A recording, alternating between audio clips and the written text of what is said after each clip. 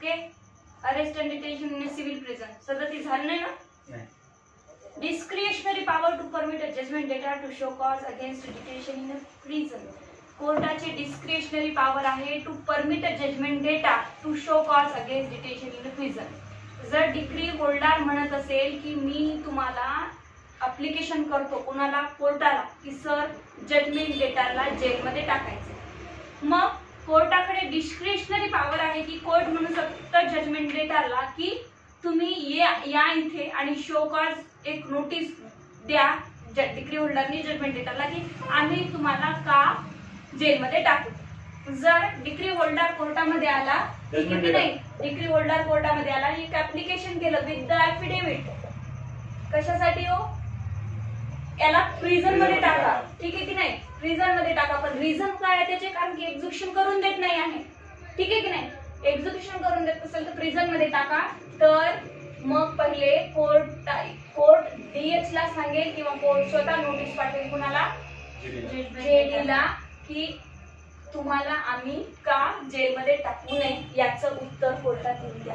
आता इथे म्हटलं स्टार्टिंगलाच की डिस्क्रिशनरी पॉवर आहे म्हणजे काय की कोर्ट पाठवू पण शकतो नोटीस, कोर्टाच्या मनात आलं की नाही पाठवू शकत. कधी कोर्टाला वाटलं की नेहमीच भरपूर जणांचे पैसे बुडवलेले आहे याच्यावर विश्वास ठेवू शकत नाही, पण तो कोर्ट नोटीस पाठवणार नाही, डायरेक्टली अरेस्ट करेल. कोर्टाला वाटलं नाही रेप्युटेड माणूस आहे चांगला, याला डायरेक्ट अरेस्ट करणं योग्य नाही, तो कोर्ट पहिले नोटीस पाठवेल की कोर्टात ये आणि उत्तर दे की एक्झिक्युशन तू जे करत नाही आहे त्याबद्दल आम्ही तुला का अरेस्ट करू नये सिव्हिल प्रिझन. कळलं. पूर्ण सेक्शन हाच म्हणतोय, सॉरी रूल हाच म्हणतोय, हेडिंग मध्ये सांगितलं आहे.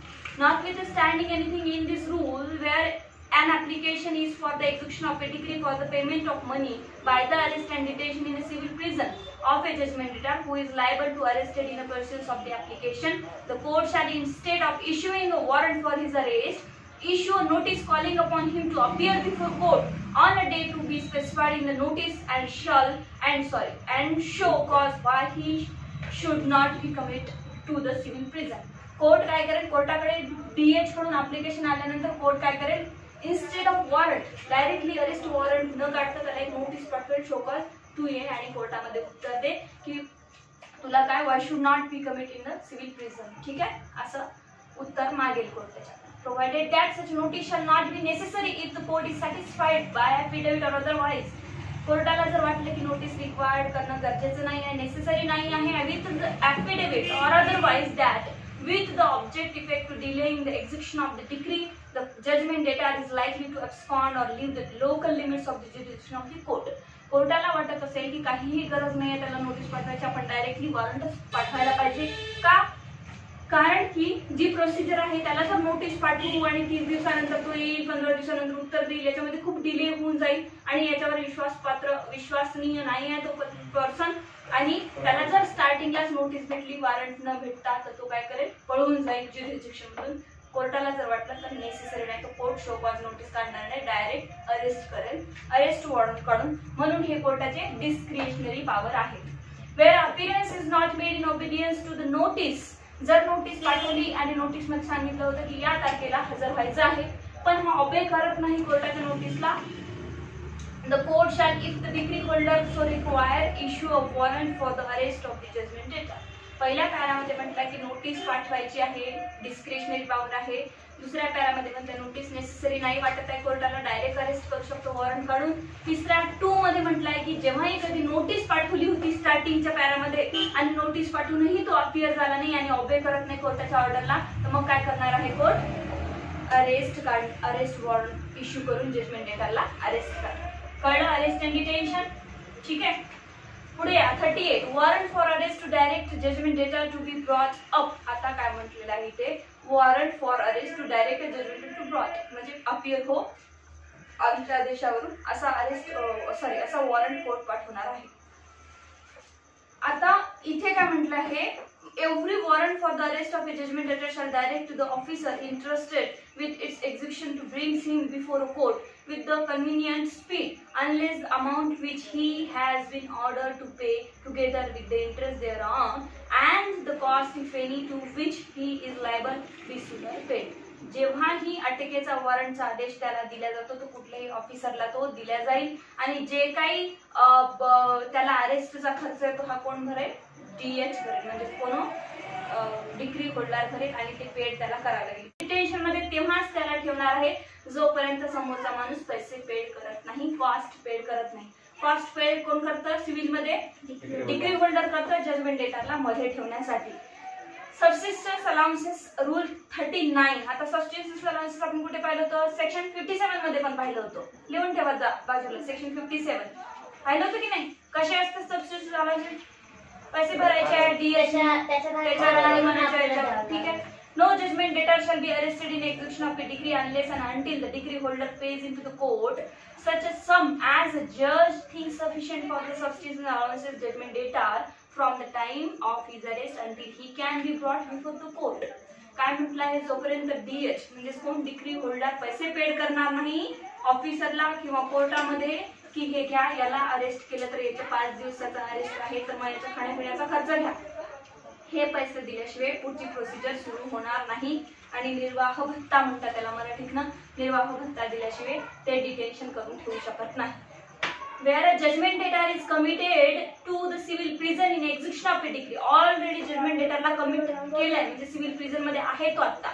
The court shall fix for his subsistence allowances monthly allowances as he may be entitled to according to the scale fixed under section 57. मग आता त्यांनी कसे भरावे पैसे, DH मंथली भरावे, जशी स्केल कुठे फिक्स केली आहे सेक्शन 57 मध्ये, by the government. Or where no such scale have been fixed, कुठल्याही बाबतीत जर स्केल फिक्स नसेल, as it consider sufficient with reference to the class to which he belongs, मग तो पर्सन कुठल्या क्लास मधून बिलॉंग करतो, खूप गरीब आहे का, त्याचं रोजचं खानपान काय आहे त्यावरून डिपेंड करेल. जसं मी अजून तुम्हाला उदाहरण सांगितलं, राहुल गांधी असेल तर त्याचं खानपान काय आहे त्यावर डिपेंड करेल. अशा प्रकारचे पैसे भरायचे, ठीक आहे. The monthly allowances fixed by the court shall be supplied by the party on whose application the judgment debtor has been arrested by monthly payments in advance before the first day of each month.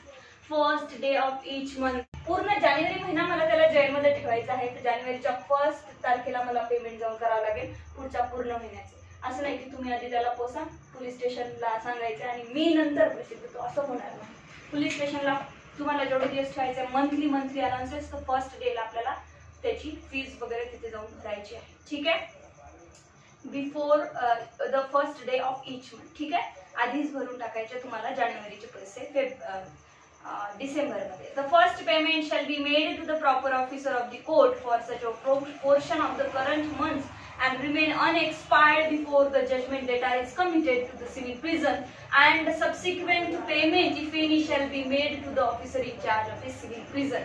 परत तेच म्हटलेलं आहे की जेवढं काही payment तुम्ही proper ऑफिसरला भरायचं कोर्टात डायरेक्टली जेलमध्ये जाऊन तिथे जेलवर कोणी असेल तिथे, आणि remain unexpired before the judgment debtor म्हणजे जेवढा समोर त्याचा अनएक्सपायर्ड राहिलेला आहे टाइम तो तिथे काढणार आहे तेवढ्या खर्चावर, ठीक आहे.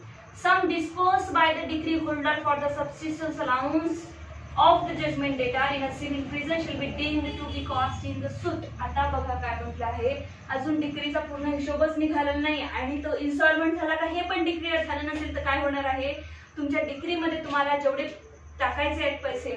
मग आता एक उदाहरण घेऊया आपण. आज याला अरेस्ट केलं होतं काय हो, डिक्रीचं एक्झिक्युशन करत नाही म्हणून, ठीक आहे की नाही. अरेस्ट केल्यानंतर काय होईल, आता 1 महिना हा राहिला, किती 1 मंथचा खर्च जो होता तो DH ने काय केला, पेड केला जेलमध्ये जाऊन. आता 1 महिन्याचा जर समजा याला 10,000 रुपये खर्च आला असेल आणि जेव्हा फायनल डिक्री येईल ना तर तेव्हा तो कॉस्ट मागू शकतो, कोण, DH कोर्टाला, ठीक आहे की नाही. आणि त्या कॉस्ट जेव्हा मागतो ना की मला माझे एवढे एक्झिक्युशनचे पैसे पाहिजे 1 लाख रुपये विथ द इंटरेस्ट ऑफ 5% और विथ कॉस्ट, सूटचा खर्च मागतो, सांगितलं होतं तुम्हाला सूटचा खर्च, त्या सूटच्या खर्चामध्येच कॉस्ट मध्ये हे 10,000 आहे. आता डिक्री होल्डर कोर्टाजवळ टाकणार, डिक्री होल्डर काय उगीच पोचणार नाही बिकॉज त्याच्यासोबत हे अन्याय झालाच आहे ना. तर मग हे पैसे कुठून निघणार, तर जेव्हा फायनल 1 महिन्याची पनिशमेंट हा 1 महिन्यानंतर जेव्हा म्हणतो ना हा की सर आता बस झालं, मी पनिशमेंट भोगली आहे भरपूर, मला काही आवडलं नाही जेल, मी तुमचे पैसे भरायला तयार आहे. कोर्टात हजेरी तर लागतच असते 15 दिवसाला जेव्हा तारीख आहे तेव्हा. मग जेव्हा हा म्हणतो की ठीक आहे मी पैसे भरतो तर मग जेव्हा डिक्री निघेल तेव्हा काय म्हटलंय, त्या डिक्रीमध्ये डिस्बर्स केल्या जाईल सगळे पैसे, जे मग हे कॉस्ट मध्ये येईल. ठीक आहे. Provided that order 21 rule 39, provided that the judgment debtor shall not be detained in the civil prison or arrested on account of any sum so disbursed. आता हा जर सम परत टाकला तुम्ही, सगळं सॉल्व झालं, सगळं झालं, पण हा पर्टिक्युलर कॉस्ट जर कोर्टाने दिला नाही किंवा यांनी भरला नाही, तर परत त्याच पैशावर त्याला अरेस्ट करता येत नाही. हे ऑलरेडी आपण पाहिलंय, बिकॉज त्या पैशासाठी अरेस्ट त्याची झालेली आहे. ठीक आहे की नाही. 40 proceeding on appearance of a judgment debtor in obedience to notice or after arrest. आता काय म्हटलं, proceeding on appearance of a judgment debtor. Judgment debtor appear झाला कोर्टामध्ये in obedience to the notice or after arrest.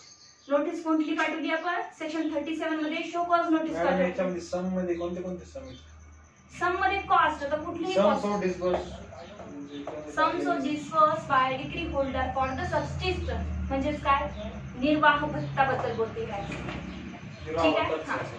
कोणी केला paid of the judgment डेटर, कुणाचा होता ऑफ द जजमेंट डेटर बाय द डिक्री होल्डर. ठीक आहे. तर पर्टिक्युलर हे जे दिलेलं आहे ना 5, ते पर्टिक्युलर या पेमेंट साठी दिले, कुठल्या हो, निर्वाह भत्त्याच्या पेमेंट साठी, दुसरं कुठल्याही बद्दल बोलत नाही आहे.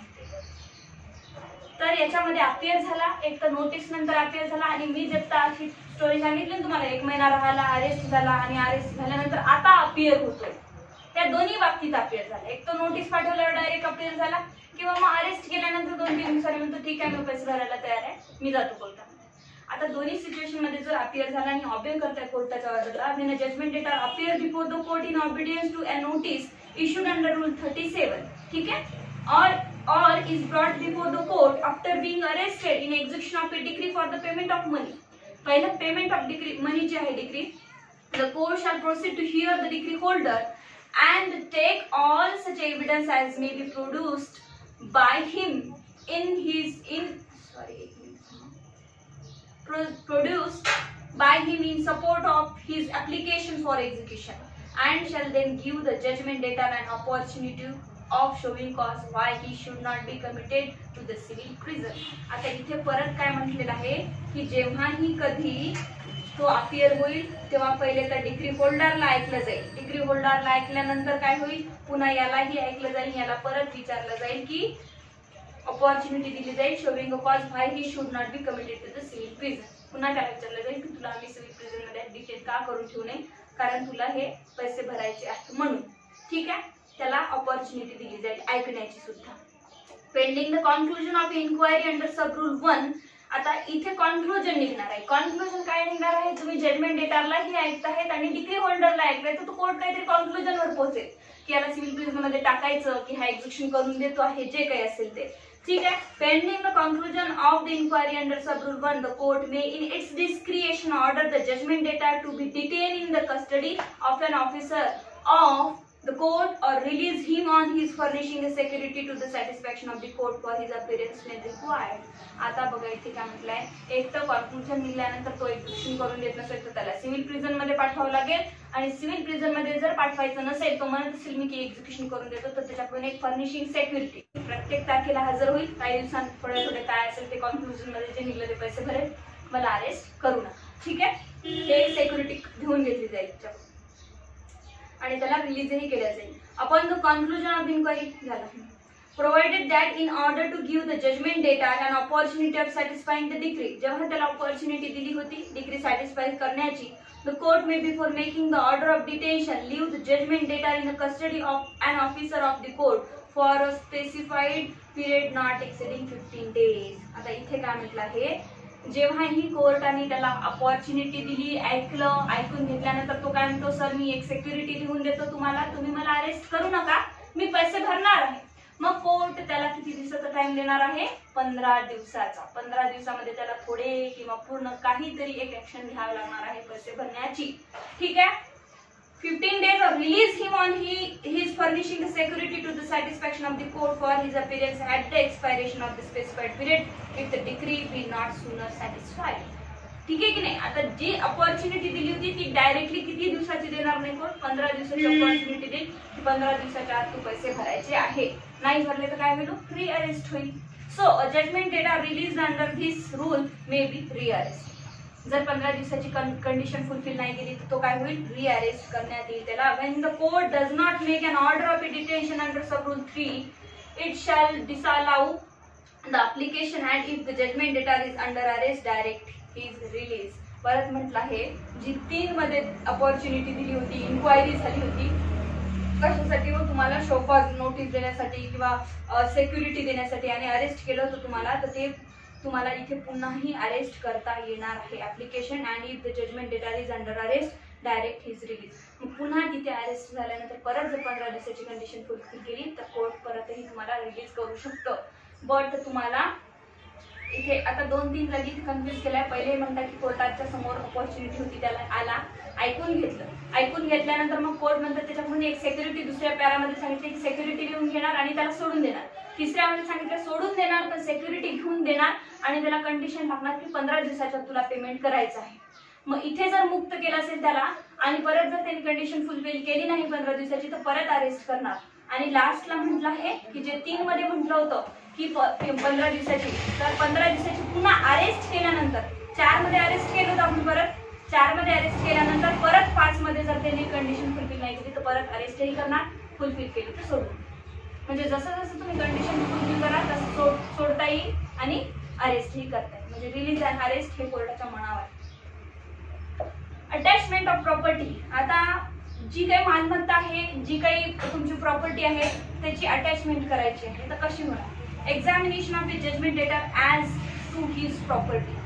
पहिले सगळ्यात आधी जेव्हा अटॅचमेंट करायची असते प्रॉपर्टीची तेव्हा जजमेंट डेटाचं एक छोटंसं ओरल एक्झामिनेशन घेतलं जातं. कसं एक्झामिनेशन घेतलं जातं की तुमची प्रॉपर्टी आहे का, तुमचा शेअर किती आहे, काय आहे, हे सगळ्या गोष्टी ओरल एक्झामिन होतात कोर्टामध्ये.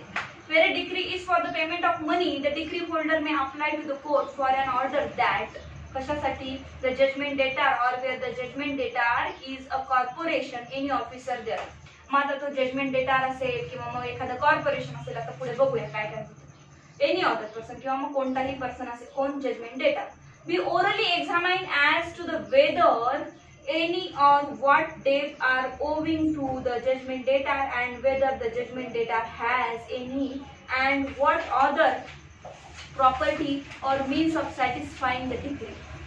जी काही प्रॉपर्टी आहे ते काय म्हटलंय, whether the judgment debtor has any and what other property or means. तुमची किती प्रॉपर्टी आहे, काय आहे, कुठले साधन यातले तुमचे आहे हे पाहिलं जाईल जजमेंट डेटार कडून. ऑफ सॅटिस्फाईंग द डिग्री म्हणजे डिग्री सॅटिस्फाय करण्यासाठी तुमचं यापैकी आम्ही कुठली प्रॉपर्टी अटॅच करावी किंवा या प्रॉपर्टीमध्ये तुमचे किती शेअर्स आहे, या प्रॉपर्टीमध्ये किती इंटरेस्ट आहे हे सगळं पाहिलं जाईल. And the court may make an order for the attendance and examination of such a judgment debtor. मग आता त्याचा अटेंडन्स तिथे घेतला जाईल आणि examination of such a judgment debtor लिहून घेतला जाईल की तो काय सांगतो की माझी या प्रॉपर्टी 5 एकरमधून 2 एकर प्रॉपर्टी माझी आहे किंवा 10 एकरमधून या 10 एकरची प्रॉपर्टी माझी आहे, त्यातली ही 2 एकर अटॅच करा, जे काही असेल सांगितलं ते. और ऑफिसर और other person and for the production of any books और डॉक्युमेंट. मग कुठले प्रोडक्शन करायचे असेल त्याच्याकडून कुठले डॉक्युमेंट्स, प्रॉपर्टीचे बुक्स वगैरे हे सगळं त्याला या एक्झामिनेशन मध्ये द्यावं लागेल कोर्टाला अटॅच करण्यासाठी. बिकॉज कोर्टाला माहिती आहे का कोणती प्रॉपर्टी तुझी अटॅच करायची कोणती नाही. Where a decree for the payment of money has remained unsatisfied for a period of 30 days.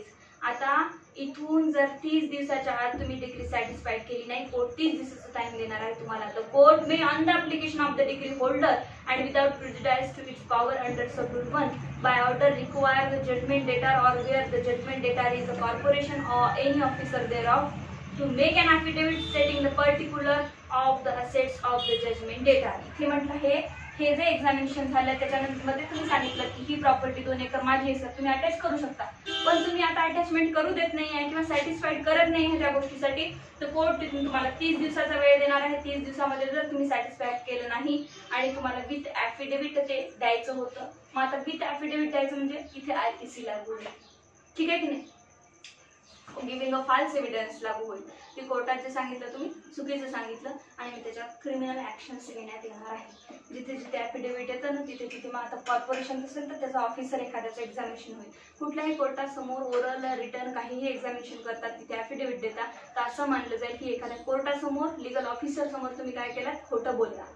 ठीक आहे, ते 30 दिवसाचा वेळ तुम्हाला देण्यात येईल डिग्री एक्झिक्यूट करण्यासाठी. नाही केलं तर मग तुम्हाला ऍफिडेव्हिट तर ऍप्लिकेशन मध्ये डिग्री होल्डरच सांगते का म्हणजे त्याची प्रॉपर्टी कोणती असं काही? येस, तेच सांगते ना. तेच सांगतो. पण त्याच्यावर कन्फर्मेशन करण्यासाठी कोर्ट डिग्री जजमेंट डेटाला बोलवतो आणि त्याचं ओरल एक्झामिनेशन करून घेतो. ठीक आहे की नाही. आणि जेव्हा डिग्री होल्डरही सांगतो ना की याला अरेस्ट करा, याची प्रॉपर्टी अटॅच करा, तेव्हा आपण पाहिलं की ऍफिडेव्हिट द्यावं लागतं डिग्री होल्डरला सुद्धा.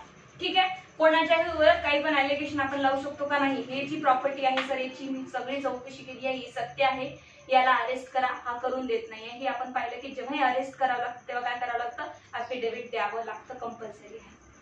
इन केस ऑफ आता प्रत्येक ठिकाणी आपल्याला दिले नाहीये, मी आधीच सांगितलं तुम्हाला. एकदा जर पॉईंट झाला बेरट मध्ये तो परत देत नाही, थोडा डिफरन्स असला तरच देतात आपल्याला, मग आपल्याला लक्षात ठेवावं लागतं. In the case of disobedience of any order made under sub rule 2 मध्ये जे 30 दिवस दिले आहेत त्याला disobey करत आहात तुम्ही कोण, judgment data. The court making the order or any court to which proceeding is transferred may direct that the person disobeying the order be detained in a civil prison for a term not exceeding 3 months unless before the expiry of such a term the court directs his release. ठीक आहे की नाही. आता काय म्हटलंय तर 3 महिन्यापर्यंत तुम्हाला सिव्हिल प्रिझन मध्ये ठेवू शकतो. 42 attachment in case of a decree for rent or means profit of or other matter amount of which to be subsequently determined. कुठल्या रेंट बद्दल सिव्हिल डिग्री आलेली आहे, मीन्स प्रॉफिट बद्दल सिव्हिल डिग्री आली आहे तुमच्याकडे, तर त्याच्याशी सबसिक्वेंटली डिटरमाइन कसं करायचं आता. Where decree directs an inquiry as to rent or means profit or any other matter. पहिले त्याच्यामध्ये इन्क्वायरी केली जाईल. काय इन्क्वायरी केली जाईल, तुम्ही माझ्या पोझिशनवर होतात, तुम्ही पोझिशनवर होतात त्या किती दिवस तुम्ही तिथे राहिला, ऍक्च्युअल पोझिशन तुमचं किती होतं, तुम्ही तिथे काय पीक काढलं त्या शेतामध्ये, किती तुम्ही त्याच्यावर मीन्स प्रॉफिट मिळालं याची इन्क्वायरी होईल. रेंट बद्दल जरी असेल तर मी तुमच्या रेंटच्या पावत्या किती भरल्या किती नाही या सगळ्या गोष्टीवर पहिली इन्क्वायरी होईल. डायरेक्ट एक्झिक्युशन होणार नाही. तुमचा प्रॉपर्टी नेमकं किती मीन्स प्रॉफिट केलंय हे असर्टेन केलं जाईल, त्याची इन्क्वायरी होईल, त्याच्यानंतर अटॅच होईल प्रॉपर्टी आणि त्याच्यानंतर अकाउंट तुमच्या अटॅच होईल. ठीक आहे, किती वसूल करायचे पुन्हा ह्या सगळ्या गोष्टीची पहिली इन्क्वायरी केली जाते, रिसिव्हर पाठवले जातात, कमिशनर पाठवले जातात. ठीक आहे. 43 attachment of a movable property other than agriculture produce in possession of a judgment debtor. Attachment of movable property पण ऍग्रिकल्चर प्रोड्यूसची नाही. ऍग्रिकल्चर प्रोड्यूस साठी स्पेशल रूल समोर दिलेला आहे. ऍग्रिकल्चर प्रोड्यूस सोडून कुठलीही मूवेबल प्रॉपर्टी अटॅच करायची असेल जी की कुठे आहे हो, in possession of a judgment debtor, judgment डेटाच्या पोझिशन मध्ये आहे ती property. Where the property to be attached is a movable property other than agriculture produce in the possession of the judgment data, the attachment shall be made by actual seizure. Direct जाऊन seize करायचे. ठीक आहे की नाही.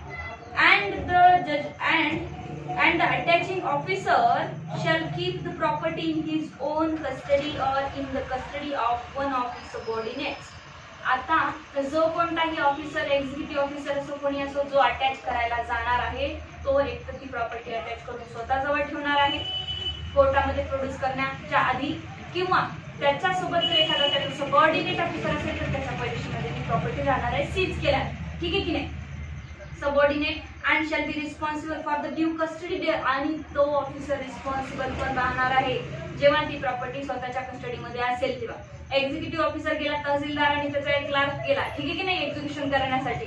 एक bike आणली, त्यांनी उचलली, बाईक आणली आणि ऑफिसमध्ये ठेवली, ऑफिसमधून बाईक चोरी गेली, कोण रिस्पॉन्सिबल आहे, तहसीलदार रिस्पॉन्सिबल आहे. तर यांनी म्हटलंय की and shall be responsible for the due custody thereof. तुमच्याकडे जी कस्टडी आहे त्याच्यासाठी तो ऑफिसर सुद्धा रिस्पॉन्सिबल राहणार आहे. Provided that when the property seized is subject to speedy and natural decay, or when the expense of keeping it in custody is likely to exceed its value, the attaching officer may sell it at once. जर आता एखादं दूध आहे किंवा पनीर आहे अशा काही गोष्टी अटॅच केल्या असेल तर त्या 24 तासानंतर खराब होतात. भाजीपाल्याचा गाडा अटॅच केला असेल 24 तासानंतर खराब होऊन जाईल. तर मग त्या एक्झिक्युटिव्ह ऑफिसरची ड्युटी आहे, जो कोणी अटॅचिंग ऑफिसर आहे त्याची ड्युटी आहे की त्यांनी ते विकावं आणि त्याचे पैसे स्वतःजवळ जमा करून ठेवावे. ठीक आहे. 43A custody of immovable property. आता कस्टडी ऑफ इमूव्हेबल प्रॉपर्टी जसं मी म्हटलं आताच वरच्या रूल मध्ये की अटॅच करून त्यांच्याकडे कस्टडी ठेवली होती, तर ती कस्टडी बद्दल बोलता येते. ते म्हणजे एक्झिक्युटिव्ह ऑफिसरची किंवा अटॅचिंग ऑफिसरची आता ही कस्टडी आहे. Where the property attached consists of livestock, agricultural implements or other articles which cannot conveniently be removed.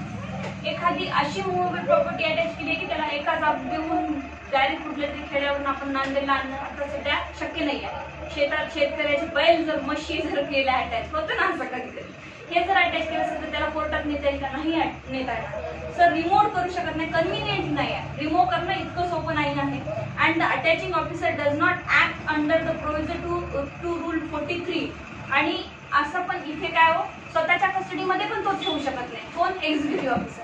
खेड्यात म्हशी त्यांनी अटॅच केला, तो राहतो बिचारा नांदेडला, ठीक आहे की नाही? नांदेडला तो त्याच्या घरी घेऊन येणार का म्हशी? त्याची बायको ओरडेल ना, हे काय आणलं म्हणून, ठीक आहे की नाही?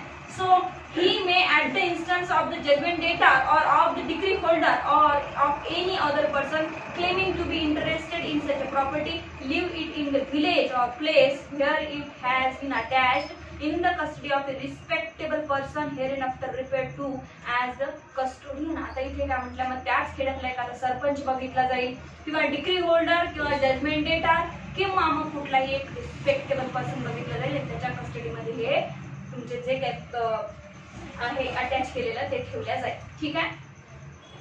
इफ द कस्टोडियन फेल्स, आता ज्याच्या कस्टडीमध्ये ते ठेवले सरपंच असो गावातला पुणे असो, तो जर फेल होत असेल कस्टडीमध्ये ठेवण्यासाठी व्यवस्थित, after due notice to produce such a property at the place named by the court before the officer deputed for the purpose or restore it to the person in whose favor restoration is ordered by the court, or if the property though the so produced or restored is not in the same condition as it was when it was entrusted to him. आता इथे काय म्हटलंय, ज्या person म्हणजे आता सरपंच हे सरपंचची constitutional duty आहे की जे काही गावातील मॅटर त्यांनी व्यवस्थित पाहावं. इथे कोणाच्याही पोझिशन मध्ये प्रॉपर्टी ठेवली नव्हती. एक तर इंटरेस्टेड पर्सन म्हणजे डिक्री होल्डर असो किंवा जजमेंट डेटर असो, जजमेंट डेटरकडेच म्हशीला लेबल लावून ठेवलं ते शिक्के आणि म्हटलं होतं तुझ्याकडेच राहू दे जोपर्यंत कोर्टाचं मॅटर सॉल्व्ह होत नाही. आता ती प्रॉपर्टी त्याच्या जवळ असली तरी त्याची नव्हती, अटॅच प्रॉपर्टी ती सील्ड होती. मग आता त्यांनी काय म्हटलंय, जाऊ दे डिक्री होल्डरकडे तर जाणार आहे ना, मी मशीनना खराब करून टाकतो, काहीतरी जे काही प्रॉपर्टी असेल त्याला डॅमेज करतो. मग असे डॅमेज जर केले तर ते त्याची रिस्पॉन्सिबिलिटी आहे, त्याला भरून देणार आहे. कोण? ज्याच्याकडे कस्टडीमध्ये होती. कोणाला नुकसान भरून देणार? तो ज्याला प्रॉपर्टी जाणार होती डिक्री होल्डरला, त्याला भरून देणार. मग डिक्री होल्डर जर असेल, ते डिक्री होल्डरच्या पोझिशन मध्ये प्रॉपर्टी होती आता, मग त्यांनी डॅमेज केली मुद्दाम काहीतरी कारणावरून, तर आता तो काय करेल, त्याचं नुकसान तो भरणार आहे जर हे प्रूव्ह झालं तर, ठीक आहे? सरपंच असेल तर सरपंच, कोणीही पर्सन असेल ज्यांनी नुकसान केलं ते रिस्टोर करून देणार आहे, ठीक आहे? The custodian shall be liable to pay compensation to the decree holder, ठीक है, judgment debtor or any other person who is found to be entitled to the restoration thereof. ठीक आहे, म्हणजे आता सांगितलं जे कोणीही एंटायटल आहे डॅमेजेसला, तो आता ज्याच्या कस्टडीमध्ये होतं ते कस्टोडियन पर्सन त्याला डॅमेजेस भरून देणार आहे. For any loss or damage caused by his default and such liability may be enforce. आता लायबिलिटी कशी इन्फोर्स होईल ती at the instance of the decree holder as if the custodian were a surety under section 145 पाहिलं नाही आपण, ते सोडून द्यानंतर. पण इथे सांगताय की जेव्हा डिक्री होल्डर राहील तेव्हा जो कस्टोडियन राहील, तो जर कस्टोडियन राहिला तर काय होईल, मग श्युरिटी द्यावी लागेल त्याला. दुसरा आहे at the instant of the judgment debtor or such other person on the application of the execution. म्हणजे जजमेंट डेटर असलं तर जजमेंट डेटर भरून देईल. Any order determine any order determining such liability shall be appealable as a decree. मग आता याच्यावर तुम्ही appealable decree करू शकता, म्हणजे अपीलही करू शकता की जेव्हा डिक्री झाली तेव्हा कळले नाही डॅमेजेस, नंतर कळले डॅमेजेस, तर हे डॅमेजेस मला झालेले आहेत, त्याच्यावर तुम्ही पर्टिक्युलर त्या डिक्रीवर